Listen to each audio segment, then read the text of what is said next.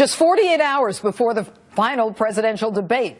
So what tricks do the Democrats have up their sleeves? Political strategist Dick Morris, author of Here Come the Black Helicopters, joins me this evening. Thank you for being with us, Dick. Good. Well, thank you. All right. Now, let's talk about this October surprise that we hear so much about, which is a traditional surprise right before an election. And this past week, we had Hillary Clinton come out on Monday night before the debate and take it one for the team. What can we expect before the debate on Monday? We should remember that in the last 5 presidential elections, 2 have been won overwhelmingly by the Democrat, Obama and Clinton, for re-election in '96. In the other 3, there was an October surprise, always to the benefit of the Democratic Party. In '92, they announced the indictment of Bush's defense secretary, Cap Weinberger, 4 days before the election. In 2000, they announced that Bush had had a DUI 20 years before in Maine. All right. In '04, they discovered a cache of weapons the U.S. had left unguarded. My worry is that, and there's a report in WND, the publication, that by a former CIA agent who goes under a pseudonym of Raja Kalawi, who had infiltrated the Revolutionary Guards and has very good sources in Iran.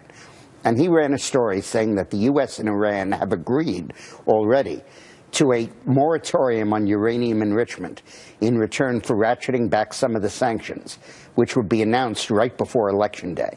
Now, what's interesting is that the White House has come out tonight and they said, oh, no, that's not true. What do you make of that? Well, what they're denying is that Iran has agreed to one-on-one talks, and they may go along with that soon. But I think they're flying trial balloons here. But I am worried because this Ayatollah, actually his predecessor, has a history of playing in U.S. elections. Yeah, so remember in what do you do? What are the sanctions if they don't stick to it? Remember in 1980, he didn't release the hostages until after Carter was defeated in 1980 because he wanted to beat Carter. I could see them doing this to elect Obama and keep out Romney. Right, because they'd rather have Obama than Romney. And I think what we do about it is we talk a lot about how this may come, this may happen. Right. And if it does happen, we make clear that this is the Ayatollah voting for Obama. Exactly, exactly. Now, you also have something interesting to say about UN election monitors. What's going on with that? This is the height of hubris.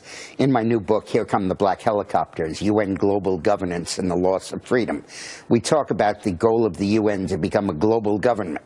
Well, yesterday they announced that there will be 48 UN inspectors sent to the United States on election from Europe and Central Asia to monitor the fairness of our electoral process. Wait. Who gives them permission to do that? I don't know. And to look for evidence of voter suppression. Do we need them to tell us that? Them to tell us. Now, this is a state, elections are run by the states. Right. And I would urge every governor who might be listening tonight to block those inspectors. For the UN, 60% of whose members are not democracies, to monitor our us elections for evidence of voter suppression. Ridiculous. Real fast, yes or no, will there be a strike before the election by this administration? No, but there may be, Libya, they may kill the terrorists. That's pretty easy. But they're not going to hit Iran, but they may have that October surprise. All right, Dick Morris, as always, so insightful. Thanks for being with us.